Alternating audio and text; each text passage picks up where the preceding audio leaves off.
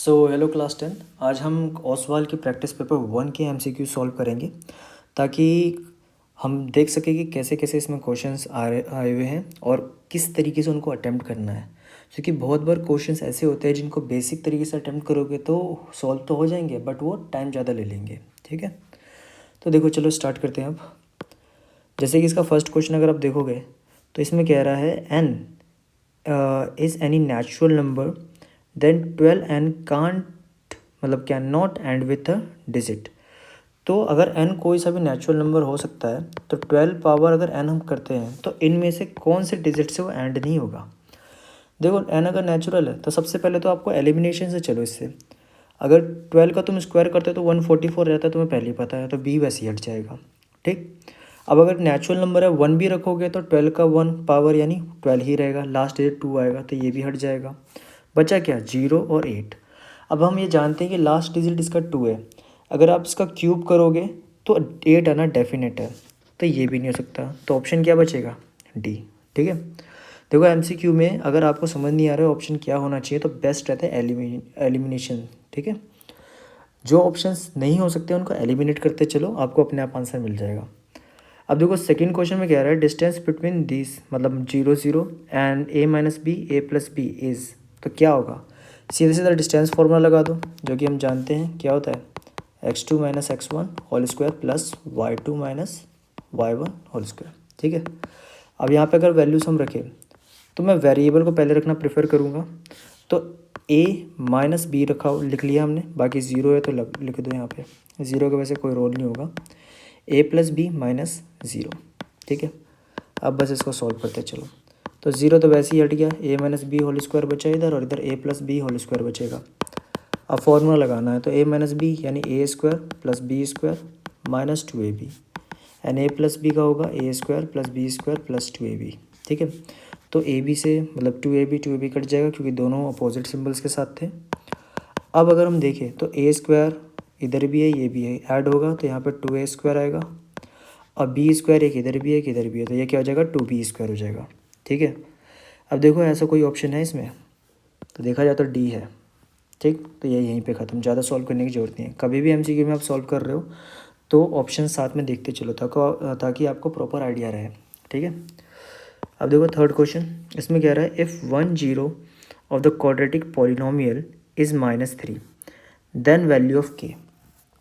तो यहाँ पे क्वाड्रेटिक पॉलिनोमियल हमें दिया गया है k minus 1 x square plus के एक्स प्लस 1, इनका 1 0 3 है।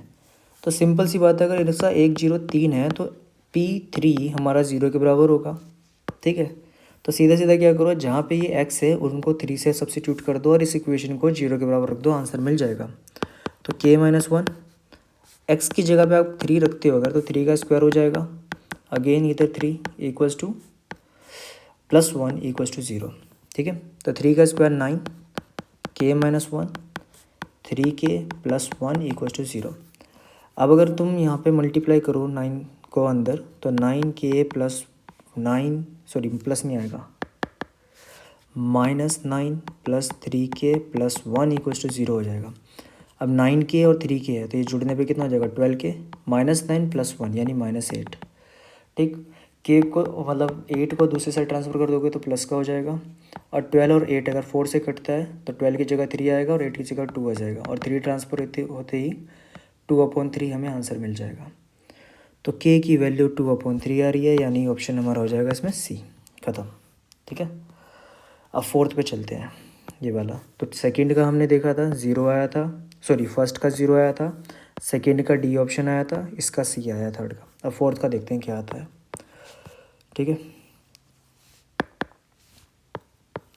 फोर्थ में कहा गया है कि triangle A B C and P Q R similar triangle है जिसमें ए 31 है, तो ये रहा ए, और जिस हिसाब से नेम लिखे हुए हैं तो ए अगर 31 डिग्री है तो पी भी 31 होगा। ठीक है, फिर आर कह रहा है 69 है, तो आर अगर 69 है तो सी भी 69 होगा।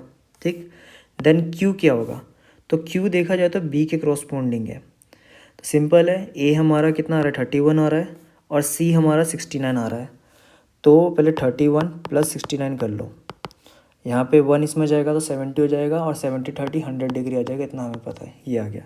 अब बस ट्राइंगल के सभी एंगलों का सम कितना होता है बताओ। हम जानते हैं ट्राइंगलों के सभी एंगलों का सम होता है 180, उसमें ये 100 घटा देंगे तो 80 बचेगा। और दो एंगल हमें ऑलरेडी पता था पी और क्यू, सॉरी पी और आर पता था, क्यू निकालना है, तो बचा हुआ एंगल हमारा 80 क्यू आ जाएगा। यानी सीधा सीधा ऑप्शन कौन सा हो जाएगा, डी, ख़त्म। अब फिफ्थ पे अगर बढ़ते हैं हम, तो ratio of the length of vertical road and it's shadow. तो एक वर्टिकल रोड है, ठीक है, और इसकी यहाँ पे एक शैडो बन रही है, ठीक। तो वर्टिकल रोड की इन्होंने लेंथ और शैडो की लेंथ का रेशियो दिया हुआ है 1/√3, ठीक है। Find the angle of elevation of the sun moment. तो एक काम करते हैं, इसको x ले लेते हैं, इसको √3x ले लेते हैं, बाकी x लेने की नीड नहीं है, बट इन केस अगर ये क्वेश्चन स्टेटमेंट वाइज आ जाए तो आप कैसे करो उसी हिसाब से मैं समझा रहा हूँ। अब हमें ये एंगल बताना है, तो हम जानते हैं थीटा के सामने परपेंडिकुलर एंड 90 और थीटा के नीचे जो बना हुआ है उसको बेस कहा जाता है। तो परपेंडिकुलर और बेस हम जानते हैं tan थीटा में अप्लाई होता है। परपेंडिकुलर यहाँ पे x है और बेस √3x है, सिंपल x कट जाएगा, 1/3 आएगा, सॉरी 1/√3 आएगा, और 1/√3 हम जानते हैं 10 में किसकी वैल्यू होती है, tan 30 डिग्री। तो थीटा हमारा कितना आ जाएगा, 30 डिग्री, बस ख़त्म। तो 30 डिग्री यानी सी ऑप्शन। अब सिक्स्थ क्वेश्चन देखते हैं, इसमें कह रहा है find the value of k for which the equation 3x² + kx + 3 = 0 has equal roots. Equal roots का मतलब क्या है, डी 0 के बराबर है, ठीक है, इक्वल रियल रूट्स। और इक्वेशन हमारे पास क्या दी हुई है, अगर देखा जाए तो 3x² + 3, सॉरी गलत लिख दिया मैंने, kx + 3 = 0 है, ठीक है। अब इससे अगर कंक्लूड करें अगर हम, तो a हमारे पास 3 आ रहा है, b k आ रहा है, और c 3 आ रहा है। और हम जानते हैं कि d की जगह पे हम क्या ले सकते हैं, b² - 4ac। अगर ये भी नहीं पता है तो बहुत पढ़ने की ज़रूरत है आपको। अब b की वैल्यू k है तो k² हो जाएगा, -4, a हमारा 3 है एंड c भी 3 है। बस अब इसको सॉल्व कर दो। 3 × 3 9, 9 4 ज़ा 36, और 36 दूसरे साथ ट्रांसफ़र हो जाएगा तो प्लस का हो जाएगा, और k² है तो 36 का हम रूट करेंगे, ठीक है। अब याद रखना यहाँ पर कोई ऐसी कंडीशन नहीं बन रही है जिससे आंसर हमारा प्लस या माइनस का है, डिफाइन नहीं कर सकते। तो स्क्वायर जो दूसरी साइड जाएगा वो प्लस माइनस दोनों वैल्यू निकालेगा, और हम यहाँ पे ± √36 लिख देंगे, और 36 हम जानते हैं किसका स्क्वायर है, 6 का। तो इसमें ऑप्शन हमारा क्या आएगा, बी, ठीक है। सिक्स्थ भी ख़त्म। अब सेवन्थ है, देखते हैं, ये जो नीचे स्पेस इसी में हो जाए तो बेस्ट रहेगा। कह रहा है length of arc covered by a 7 metre long minute hand of a clock 10 minutes, ठीक है। और मेरी जवान लड़का आ गई, कोई नहीं, देखो देख पढ़ के ही पता चल रहा है कि कहीं ना कहीं एरिया रिलेटेड टू सर्कल का चैप्टर है, ठीक है। देखो पेपर बिल्कुल सर पे है, और अगर अभी भी तुम इस लेवल पे नहीं हो कि क्वेश्चन को पढ़ के ये आइडेंटिफाई नहीं कर सकते हो कि वो कौन से चैप्टर से रिलेटेड है, तो भाई एनसीईआरटी उठाओ और पूरी रिवाइज कर दो, ठीक है। क्योंकि इतने तो आप एबल होने चाहिए कि क्वेश्चन पढ़ के कम से कम ये आइडेंटिफाई कर सके कि वो कौन से चैप्टर से रिलेट कर रहा है इस टाइम पर। अब यहाँ पे कह रहा है एक क्लॉक है, ठीक है, उसमें जो मिनट हैंड है, मिनट हैंड की लेंथ है 7 सेंटीमीटर, और 10 मिनट में वो कितना आर्क स्वेप्ट करेगा ये बताना है, ठीक है। तो अगर यहाँ पे सेंटर लिया जाए, 10 मिनट मान लो यहाँ से यहाँ तक स्वेप्ट कर रहा है वो, ठीक है, और इसकी जो लेंथ है यहाँ पर 7 सेंटीमीटर, और सिंपल पता चल रहा है ये रेडियस है, ठीक। तो हमें बताना है कितना ये स्वेप्ट कर रहा है। अब एंगल निकाल लेते हैं सबसे पहले, थीटा कैसे निकालोगे, कितना मिनट स्वेप्ट कर रहा है इसने 10, और टोटल पूरी घड़ी मतलब पूरा जो एक रिवॉल्यूशन होता है मिनट हैंड का वो कितने मिनट का होता है, 60 मिनट, और इसने कितना रिवॉल्व करा है, 10 मिनट, ठीक। तुम चाहो तो यही फ्रैक्शन यूज़ कर सकते हो डायरेक्टली, बाकी इसको 360 से इंटू करके थीटा मतलब डिग्री निकाल के फिर अपॉन में 360 ही रखोगे, काट के आंसर वही आएगा। इससे बढ़िया जो ये फ्रैक्शन बन रहा है, क्योंकि थीटा अपॉन 360 पार्ट को ही रिप्रेजेंट करता है जब हम सेक्टर अप्लाई करते हैं या लेंथ ऑफ आर्क का फॉर्मूला अप्लाई करते हैं, तो यहाँ पे हमारा एक फ्रैक्शन ये पार्ट ही रिप्रेजेंट कर दे रहा है, तो सीधा इसको काट के 1/3 1/6 फ्रैक्शन आ रहा है, इसी को यूज़ कर देंगे हम, ठीक है। तो लेंथ ऑफ आर्क का फॉर्मूला क्या होता है, थीटा अपॉन 360 2 पाई आर। अब थीटा अपॉन 360 एक्चुअल में पार्ट को ही रिप्रेजेंट करता है, इसलिए मेरा सीधा 1/6 आया, मैं डायरेक्टली यही यूज़ करूँगा। 2 है, आंसर पाई में नहीं है, इसलिए पाई की वैल्यू यूज़ करनी पड़ेगी, और रेडियस यहाँ पे 7 है, 7 से 7 खत्म, 2 से खत्म हो जाएगा, 3 आ जाएगा, ऊपर 22 हो गया, नीचे खाली 3 हो गया। तो मिक्स फ्रैक्शन में आंसर है, तो इसको डिवाइड करोगे 22 यानी 7 टाइम में 21 आएगा, एंड 1 रिमाइंडर एंड 3, तो 7 1/3। ठीक, ये आंसर आ जाएगा। एक बार दोबारा समझा देता हूँ इसको। देखो, जो मिनट हैंड है इसकी लेंथ जो है 7 सेंटीमीटर दी हुई है, और ये 10 मिनट में ये स्वेप्ट कितनी आर्क को कर रहा है, ये आर्क 10 मिनट में कितना ये स्वेप्ट कर दे रहा है, ये आपको बताना है। तो देखो, पूरा जो सर्कल है हमारा ये 60 मिनट का है, मिनट में चलूँ तो, ठीक है, और ये कितना स्वेप्ट कर रहा है 10, तो 10/60 फ्रैक्शन बना, और इसको काटोगे तो 1/6 आपका फ्रैक्शन यहाँ पे आ रहा है।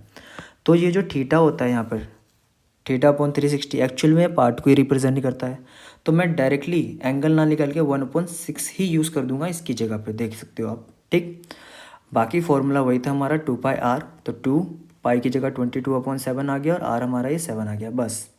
अब इसको सॉल्व कर दोगे तो आपका 22/3 आएगा, और इसको मिक्स फ्रैक्शन में कन्वर्ट करोगे तो 7 एंड 1/3 आ जाएगा, जो कि आपका ऑप्शन यहाँ पे सी है। ठीक है, अब चलो आगे मूव करते हैं। आई होप इतना समझ आ गया होगा आपको। अब 8th क्वेश्चन पर चलते हैं। 8th क्वेश्चन में क्या रहा है, in a poultry farm the probability of selecting a crack eggs from a batch of 600 eggs is 0.025.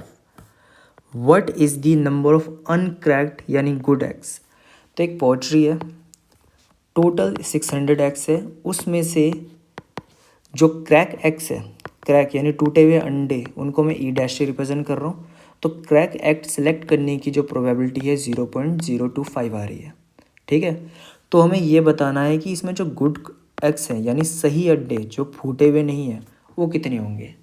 तो सिंपल 600 टोटल एक्स है, ठीक, नंबर ऑफ क्रैक्स एक्स को एक्स मान लो, और इसकी प्रोबेबिलिटी यही दे रखी है, क्योंकि यही सॉल्व करके तो प्रोबेबिलिटी आती है, बस आप इसको सॉल्व कर दो। एक्स इक्वल्स टू 25 लिख लो, 600 मल्टीपल में लिख लो, और इसका 1000 नीचे आ जाएगा क्योंकि डेसिमल हटेगा, ख़त्म। 5 5 ज़ा 2 ज़ा 2 3 ज़ा 6 3 5 ज़ा 15। तो कितने अंडे फूटे हैं इसमें, 15। अगर 600 में से 15 अंडे फूटे निकल रहे हैं तो कितने 585 एक्स क्या होंगे, सही क्वालिटी के होंगे हमारे पास। ठीक, तो देखोगे तो ये रहा जिसको मैंने पहले ही कट कर दिया था, तो इसका ऑप्शन क्या हो जाएगा, ए।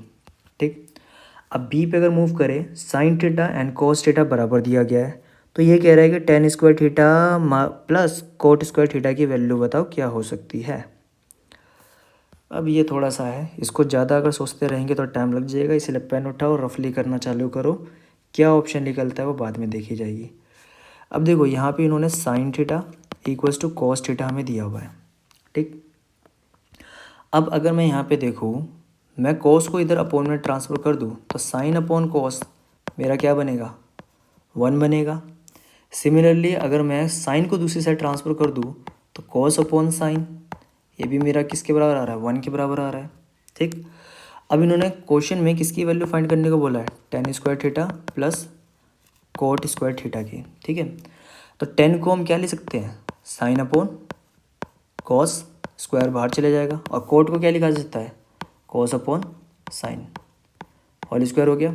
जस्ट अभी हमने निकाला, साइन अपॉन कॉस 1 होता है तो 1 का स्क्वायर, कॉस अपॉन साइन ये भी 1 था तो 1 का स्क्वायर, 1 का कुछ भी कर लो, ढीट है रहेगा 1 ही, तो आंसर क्या आ जाएगा, सॉरी मैंने गलती कर दी, तो इसमें जो आंसर होगा 1 एंड प्लस 1 यानी आंसर क्या आ जाएगा 2।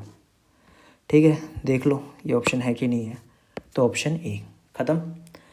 ठीक, अब 10th पे मूव करते हैं। 10th क्वेश्चन में क्या रहा है,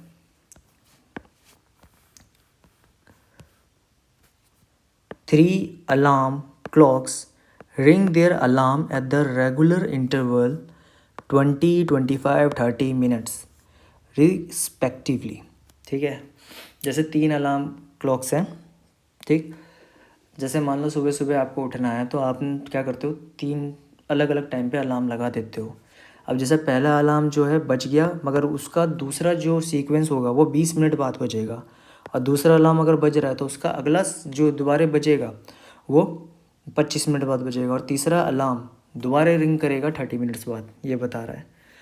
तो if the first beep together, यानी पहले तीनों अलार्म इकट्ठे 12 बजे बजे, तो किस टाइम पे इनकी जो बीप होगी, यानी ये तीनों दोबारे बजेंगे। ठीक है, पहले तो चैप्टर आइडेंटिफाई करो कौन से चैप्टर से रिलेट कर रहा है। तो क्लियरली पता चल रहा है ये चैप्टर नंबर 1 से कर रहा है, क्योंकि इसमें हमें क्या निकालना है, लोवेस्ट कॉमन मल्टीपल।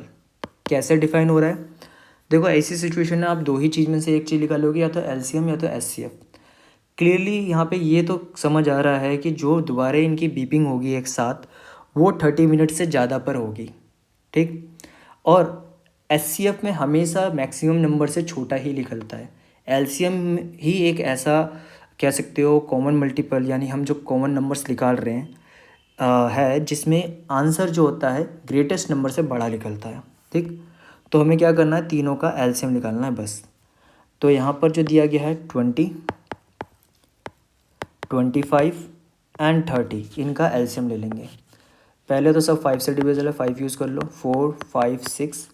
सेपरेटली देखा जाए तो अब 2 से मोस्ट प्रोबेबली हो सकते हैं ज़्यादातर, 3 आ गया। अब सारे सेपरेट है तो सबको मल्टीप्लाई कर दो, 5 2 2 5 3, यही हमारा आंसर होगा सीधा। 5 2 ज़ा 10, 5 2 ज़ा 10, 10 10 ज़ा 100, 100 इंटू 3 कितना हो जाएगा, 300। ठीक है, अब ये 300 मिनट्स है, याद रखना।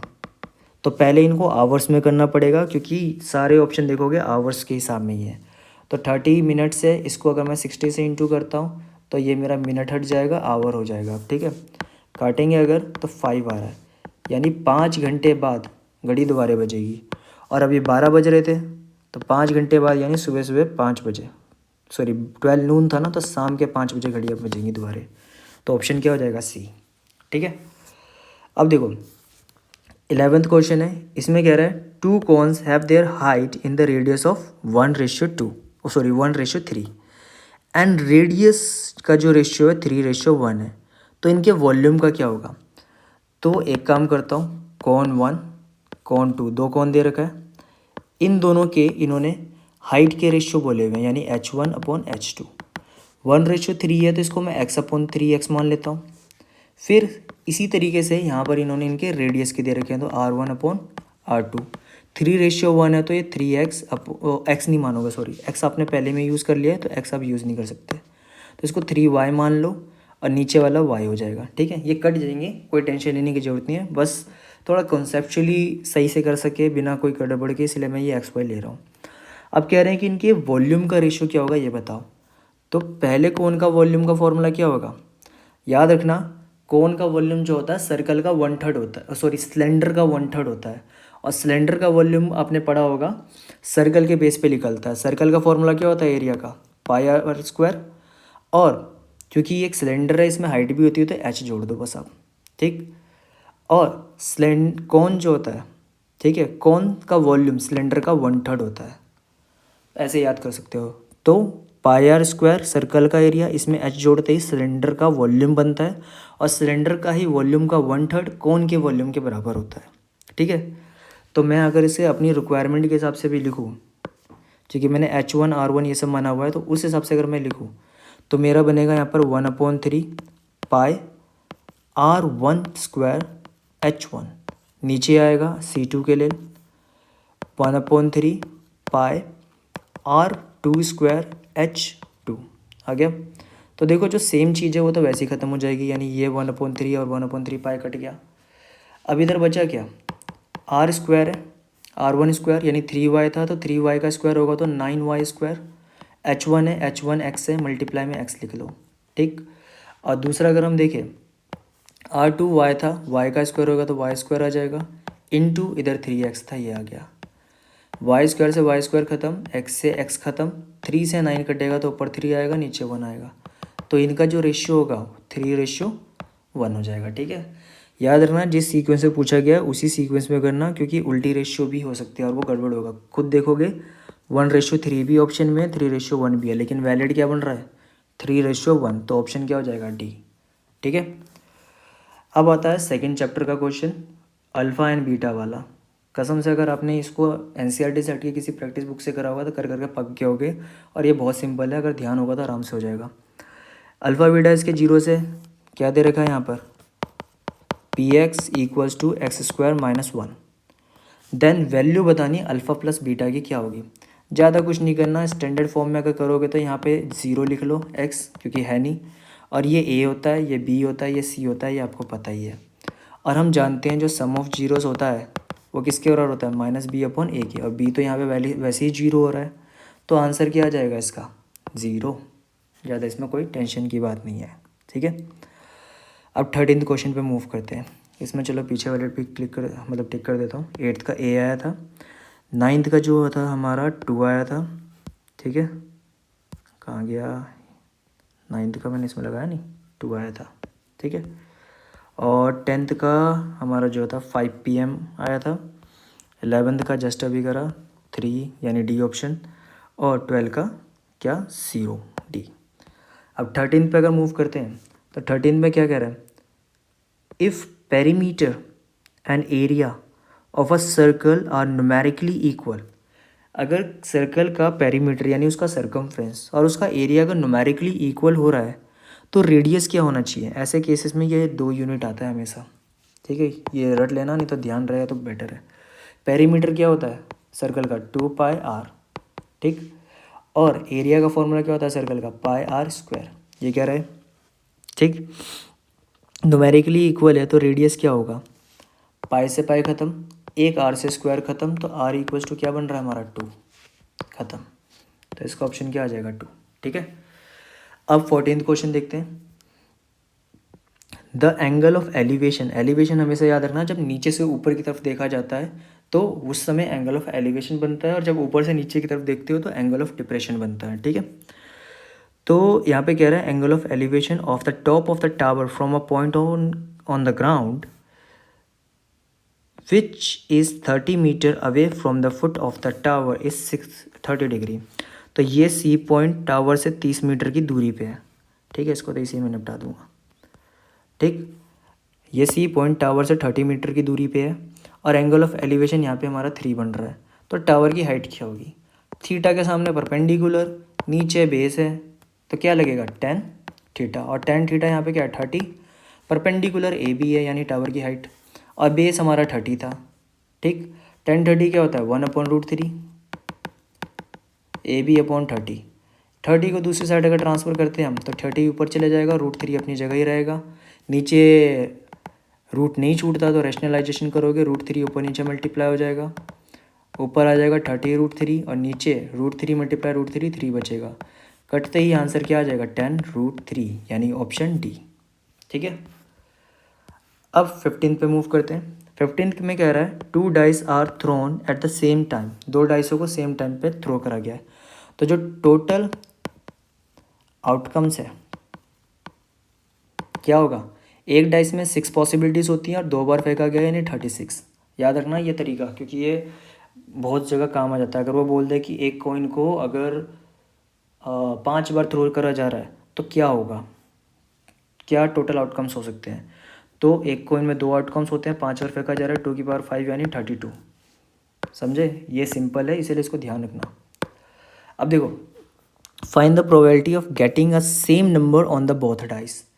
तो सेम नंबर दोनों डाइसों पे आने की क्या पॉसिबिलिटी है, 1 1 आएगा। ठीक है, 1 1 हो गया, 2 2 हो गया, 3 3 हो गया, 4 4 हो गया, 5 5 हो गया, 6 6 हो गया, तो 6 पॉसिबिलिटी है, तो 6/36 होगा, और सॉल्व करने पे कितना आ जाएगा 1/6, तो इसकी प्रोबेबिलिटी हो जाएगी 1/6, ख़त्म। Then find the distance of the point P23 from X axis, X axis से कितना इसका डिस्टेंस होगा। अब कुछ यहाँ पे डिफाइन नहीं है, तो सीधे सीधे इसको क्या करोगे, देखो इसको बना के समझाता हूँ। अगर मैं यहाँ पर कौन सा था 16th एक्सिस ड्रॉ करूँ, ठीक है, ये मान लो y, ये मेरा x हो गया। ठीक है, अब क्वेश्चन है जो कोऑर्डिनेट दिया हुआ है P23, तो 2 3 कहीं ना कहीं यहाँ कहीं आएगा। ठीक, ये वाला पॉइंट मान लो। अब कह रहा है कि इसकी एक्स एक्सिस से क्या डिस्टेंस है ये बताओ। तो इसमें डिस्टेंस फॉर्मूला लगाते हैं, मत बैठना, ठीक है। खासकर उन महान बच्चों को कह रहा हूँ, बिना दूसरे पूरा प्रॉपर कोऑर्डिनेट के आप यहाँ पे नहीं लिखा सकते। तो सीधा सीधा देखोगे एक्स एक्सिस से कितना दूर हो रहा है, देखो ये x की जो वैल्यू होगी यही तो इसकी डिस्टेंस, सॉरी y की जो वैल्यू है वही तो इसके डिस्टेंस को रिप्रेजेंट कर रहा है। तो अगर p पॉइंट की मैं x एक्सिस से डिस्टेंस पूछता हूँ तो जो y की वैल्यू है वही डिस्टेंस होगा, यानी कितना है 3 यूनिट्स, ठीक है। याद रखना डिस्टेंस फ्रॉम x एक्सिस। अगर ये y से पूछता देन मैं इसमें ये y2 वाला यूज़ करता, तो ये होता 2 units distance from Y axis. याद रखना रिवर्स हो जाएगा डिस्टेंस पूछेगा तो। अभी तो फिलहाल इन्होंने क्या पूछा है, एक्स से पूछा हुआ है, तो मेरा 3 वाला काम करेगा, ये वाला, यानी ऑप्शन कौन सा हो जाएगा 3B, ठीक है। अब 17th ये भी इसी में हो जाएगा। कंसिडर द फ्लोइंग डिस्ट्रीब्यूशन, ये पूरा डिस्ट्रीब्यूशन दिया हुआ है। Upper limit of median class, median class की अपर लिमिट निकालनी है तो भाई इसके लिए तुम्हें CF निकालना पड़ेगा, उसी के बेस पे तुम कर सकते हो, ठीक। तो एक और शीट है इसी में कर लेते हैं 17। CI क्या दे रहेगा, वैसे तो मैं इसको डायरेक्ट करता बट समझाने के लिए इसको मैं लिख के कर रहा हूँ, ठीक। तो CI जो है हमारे पास 0, 5, 6, 11, 12, 17 और 18, 23 एंड 24, 29। एक इसमें गड़बड़ ये है कि भाई ये कंटिन्यूस नहीं है और सॉल्व करते समय हमें कंटिन्यूस लिमिट चाहिए होती है। तो कंटिन्यूस कैसे निकालोगे, 5 और 6 में देखो 1 की गैपिंग है, 1 का हाफ क्या होगा 0.5, 0.5 जो होगा लोअर लिमिट में माइनस होगा और अपर लिमिट में प्लस होगा, ठीक है।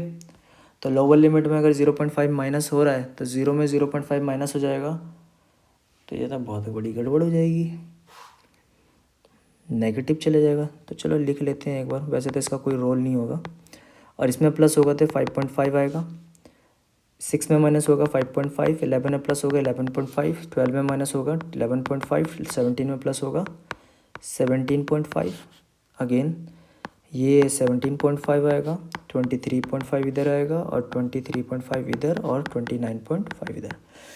क्लियर है, नहीं क्लियर नहीं कह सकते हम। अपर लिमिट पूछा हुआ है, अपर लिमिट तो देखा जाए तो 17.5 ही है, 18.5 कहीं यहाँ पे है नहीं, तो कहीं ना कहीं ऑप्शन यहीं से क्लियर हो रहा है B है। बाकी इसको थोड़ा और कर लेते हैं ताकि क्रॉस चेक हो जाएगा और कंफर्म हो जाएंगे, ठीक है। अब इसकी फ्रीक्वेंसी देखूँ अगर मैं, तो पहले की 13 है, दूसरा 10 है, तीसरा 15 है, फिर 18 है, फिर 11 है, ठीक है। अब हमें इसका क्या निकालना है CF, ठीक है। CF क्या होता है, प्लस पहला सेम फिर प्लस होते जाता है, 23, 28 हो जाएगा, 28, 10, 38, फिर 46, फिर 7, 57, ठीक। तो अगर हम देखें तो टोटल फ्रीक्वेंसी कितनी आ रही है इसकी, 3, 5, 8, 8, 8, 16, 16, 1, 17 एंड 1 लगेगा तो 2, 4, 3, 4, 5, 57 आ रहा है, सही है हमारा। तो 57 को अगर तुम यहाँ पे 2 से डिवाइड करते हो तो 28.5 आंसर आएगा हमारे पास, ठीक है। अब 28.5 देख लो कौन सा यहाँ पे हमारे पास बन रहा है, 28.5 से बड़ा और ये बराबर, ये वाली हमारी लिमिट आ रही है, ठीक है। देखो कहीं ना कहीं हमारा अंदाज़ा सही था। बाकी MCQ के हिसाब में जो मैंने पहले ही सोच के करा था वही आंसर कर देना था, इतना टाइम नहीं लगा सकते हम। तो कहीं ना कहीं इसमें हमारा जो आंसर आ रहा है, अपर लिमिट पूछा है इसने मीडियम क्लास का, तो अपर लिमिट मीडियम क्लास का क्या आ रहा है 17.5, ठीक। बहुत दूसरे लोग बच्चे क्या करेंगे 17 लगाएंगे, बट इसमें 17 ऑप्शन नहीं है, ये बहुत बढ़िया करा है CBSE ने, सर खुजा देंगे लोग 17 सोच के, ठीक है। अब 18th पे मूव हो, अगर अगले पे कर लेते हैं। 18th क्वेश्चन कह रहा है in the given figure PT जो है टेंजेंट है, अगेन इसी में हो जाएगा, तो चलो इसी में कर लेते हैं, पीछे वाली शीट पे इसी में हो जाए तो PT टेंजेंट है, ठीक। सेंटर हो गया, TPO 35 है, ये दे दिया है। देन X क्या होगा, ये 90 है, 90, 35 तुम सम एंगल प्रॉपर्टी लगा के ये निकाल दो, लीनियर पेयर से एक्स निकल जाएगा। या तो छोटी क्लास में आपने एक्सटीरियर एंगल प्रॉपर्टी पढ़ा होगा, तो एक्स जो होगा मेरा 35 प्लस 90 के बराबर होगा, यानी कितना आ जाएगा 125। ठीक है, ऑप्शन देख लो क्या आ रहा है, डी। ख़त्म। अब हमारे पास क्या बचा, असर्शन रीज़न। अब इसमें 19 वाला थोड़ा है सही से समझने वाली चीज़। कह रहा है every composite number can be express as a product of prime and this factorization is unique. तो कह रहा है कि कोई सा भी कंपोजिट नंबर है, जैसे सपोज कर लो 4 है, तो उसको प्राइम नंबर्स के प्रोडक्ट में एक्सप्रेस करा जा सकता है। हाँ, 2 × 2 ले सकते हो, 6 अगर है तो 2 × 3 ले सकते हो, अगर 8 है तो 2 3 टाइम्स मल्टीप्लाई में ले सकते हो। अगर यहाँ पर आपके पास सपोज कर लो कंपोजिट है 15 है, तो 3 × 5 ले सकते हो। तो यहाँ तक तो सही कह रहा है।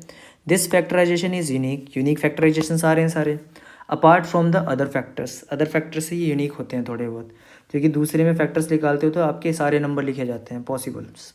तो ये तो सही बात कह रहा है। रीज़न में कह रहा है fundamental theorem of arithmetic state that the prime factorization of every number is unique. हाँ, बात सही है कि अगर हम किसी भी नंबर का प्राइम फैक्टराइजेशन करते हैं तो हमेशा यूनिक ही लिख लेगा। ये भी सही कर रहा है, और ये कहीं ना कहीं इससे लिंक कर रहा है। तो इसका जो ऑप्शन होगा हमारा ए ही होगा। ठीक है, यानी आंसर ए आएगा 19 का। अब 20 देखते हैं। If A B C and P Q R congruent triangle then they are also similar.